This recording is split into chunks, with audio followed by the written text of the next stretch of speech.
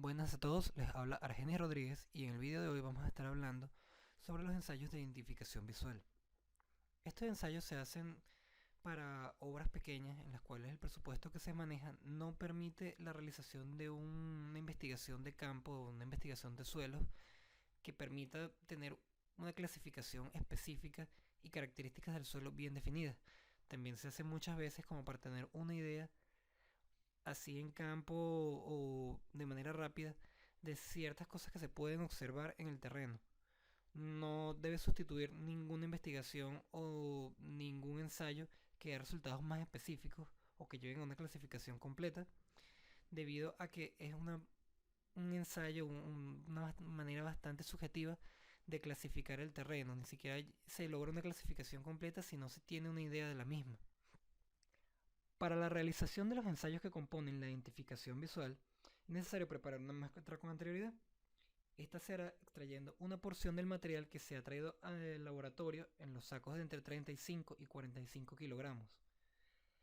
Se tomará una tara o una bandeja y se rellenará con entre unos 3 o 4 kilos de material. Este material se encuentra en una condición húmeda.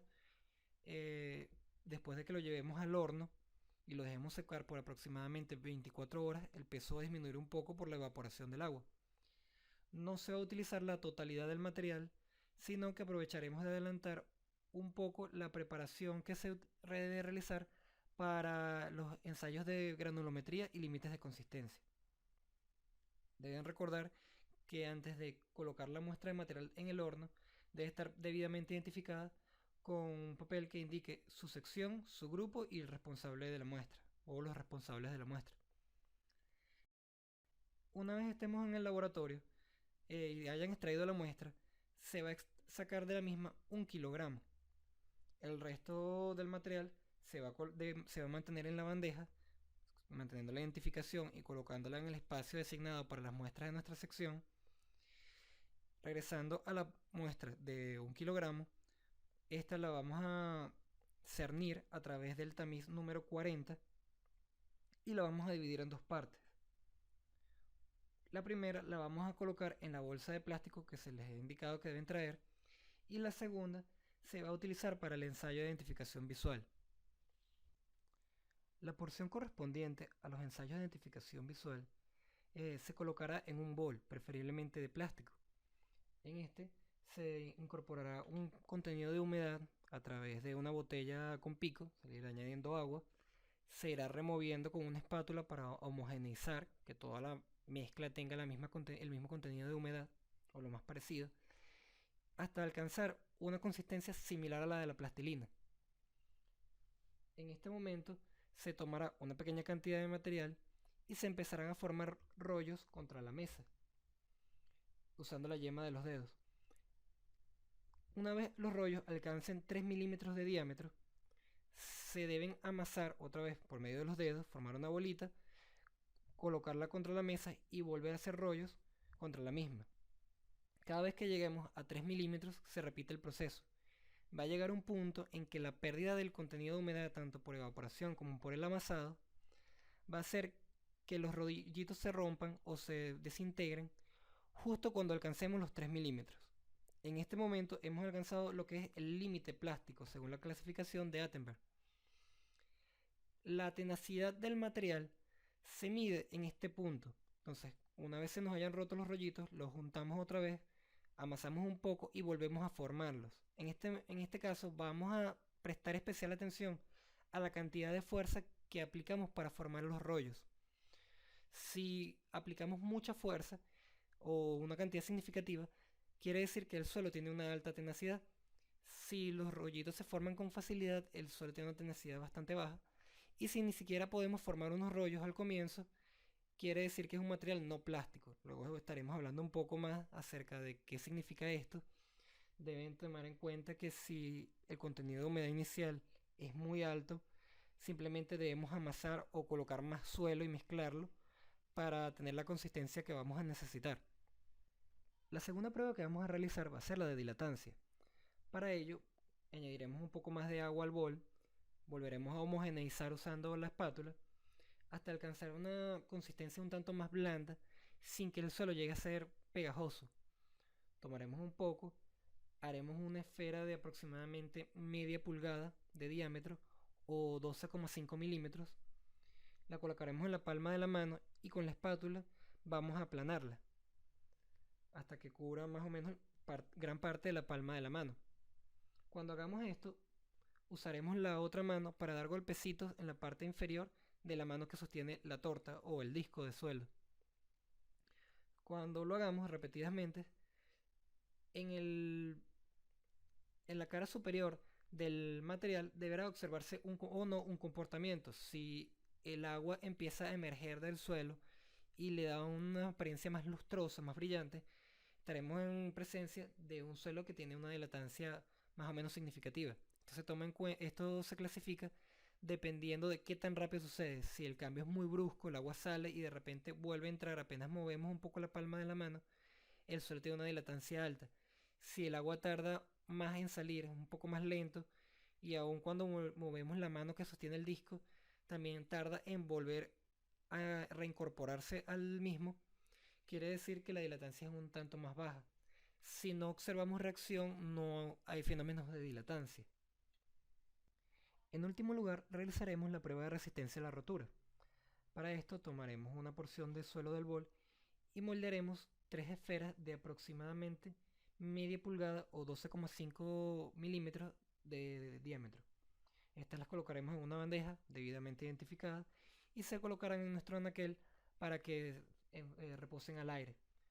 Una vez reposen por al menos 24 horas, perderán el contenido de humedad de forma natural y observaremos un comportamiento que nos indicará si tenemos un suelo cohesivo o si tenemos un suelo granular. Una vez realizadas todas las pruebas requeridas para determinar una identificación visual, es necesario tener claro qué significa cada una o a qué nos lleva. La tenacidad de un material es la capacidad para admitir esas deformaciones que le estamos colocando a partir de los rollos, pero al mismo tiempo como qué grado de oposición nos impone. Es un concepto que está íntimamente ligado con la plasticidad, que recordemos que es la capacidad de un material de deformarse más allá del rango elástico, de admitir deformaciones permanentes en él. En el caso de la identificación de suelos, la plasticidad está muy ligada al contenido de humedad. Una vez que alcanzamos un contenido de humedad que nos permite pasar de partículas separadas, el suelo se comporta como una masa más o menos blanda en torno al límite plástico.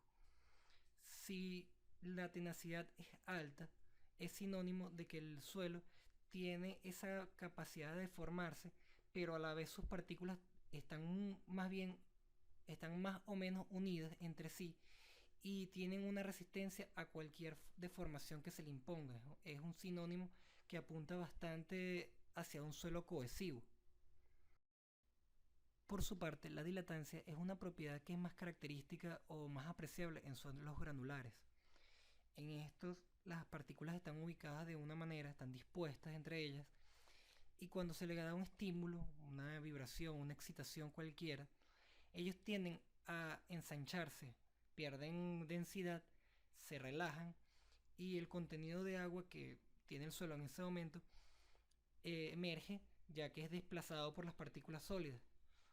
Luego el suelo vuelve más o menos como que a reubicarse, a reposicionar sus partículas y el agua que nada más ocupa los espacios vacíos y se desplaza a través de ellos vuelve otra vez a la muestra de suelo. Por eso se observa que en un suelo granular, al golpear, el agua sale rápidamente cuando las partículas se reubican y cuando estas partículas vuelven a relocarse, simplemente vuelve a ocupar los espacios vacíos sin ningún problema. Un ejemplo de esto puede ser cuando están caminando por la orilla de la playa, que ha pasado una ola, deja el borde o la orilla de la playa bastante húmedo y cuando ustedes pisan, el agua como que recoge en torno a su pisada. Eso es porque nuestra pisada compacta el terreno y el agua simplemente se encarga de reposicionarse en los espacios de vacío. En último lugar tenemos la resistencia a la rotura. Esta dependerá en gran medida de la cohesión, que como se mencionó anteriormente, es la capacidad que tienen dos partículas de estar unidas cara a cara y de resistir cualquier intento de separarlas o desplazarlas. Esta tiene una naturaleza electrostática, ya que las partículas de arcilla son aplanadas, tienen forma de hojuelas, Cuando se disponen entre ellas, generan fuerzas electrostáticas negativas. En nuestro estudio, el agua se va a considerar un elemento positivo. Por lo tanto, cuando una molécula de agua está en contacto con una partícula de arcilla, los opuestos se atraen y hay una unión entre ellos. Esto va a hacer que el agua sea difícilmente cedida por parte de la arcilla. Por ello que cuando hacemos la prueba de dilatancia, cuando tenemos una muestra arcillosa, es muy difícil que se observe que el agua emerge de la muestra, porque la arcilla, al estar prácticamente pegada al agua por una fuerza electrostática, de la misma manera que funcionan los adhesivos, no cede o no se separa del agua. No hay esa movilización de partículas que observamos en una arena, ya que su esqueleto mineral está formado por partículas más redondeadas que se pueden reubicar entre ellas. En el caso de la arcilla, estas son más aplanadas, calzan entre ellas, no tienden a desplazarse y por lo tanto el agua además no es libre para moverse debido a estas uniones que se forman. Regresando más hacia lo que es la cohesión, si tenemos este desarrollo de fuerzas que se va a mantener aun cuando se pierda el contenido de humedad debido a la evaporación, vamos a observar que cuando tratemos de romper la esfera, tenemos que aplicar una cierta cantidad de fuerza para hacerlo. Si la muestra se nos desmorona en las manos sin aplicar mucha fuerza o simplemente no se logra formar la esfera una vez seca, quiere decir que la muestra no tiene ningún contenido o importante de material cohesivo. Entonces se ve que las arcillas tienen un método de resistencia bastante diferente al que presentan las arenas. Las arcillas tienden a resistir por cohesión, mientras que las arenas o los suelos granulares tienden a resistir por fricción. Más adelante entenderán que la cohesión puede resistir ángulos de 90 grados, mientras que la fricción depende mucho del ángulo de fricción del material y resiste hasta ese ángulo, por así decirlo. Un ejemplo de ello es la arcilla con la que trabajábamos para hacer manualidades, que puede ser moldeada, es un material que tiene tenacidad, que tiene plasticidad, que una vez que se seca tiene resistencia, que puede mantenerse erguido por él mismo. Eso es un material que tiene cohesión, es un material fino, un material que predominantemente debería tener tamaños más pequeños que lo que es el tamiz PASA 200. Entonces, si tenemos un suelo con una dilatancia bastante baja, con una tenacidad significativa y una resistencia a la rotura bastante alta, ello nos va a abocar a que sea un suelo cohesivo, un suelo arcilloso. Si tenemos un suelo que tiene una tenacidad ínfima o que incluso ni siquiera nos permitió formar rollos, quiere decir que no es un material plástico que digamos que puede llegar a tener bastante dilatancia y que su resistencia a la rotura o ni siquiera va a existir o va a ser muy baja.